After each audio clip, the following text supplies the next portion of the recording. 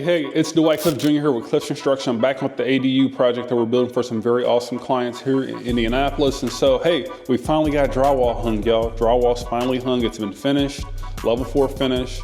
It's been primered. It's been got the first coat of paint on. And so, yeah, this is where things really start to come together. Right? Once drywall is hung, this is where all the finishes start to come together. We're talking about flooring. We're talking about cabinets.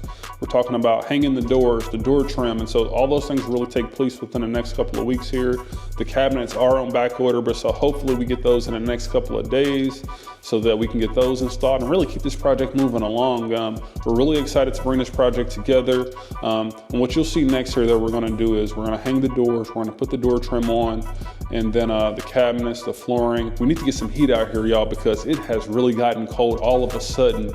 It is like 35 degrees on Monday. I was just in shorts, and so I think we're in the dead of winter now. We barely had a fall, but so we're in dead of winter. We need to get some heat out here, and so we need to really keep this project moving along. And so if you're in the Indianapolis area and you're looking to have a new ADU built, please go to our website right now at www.cliffsconstruction.com.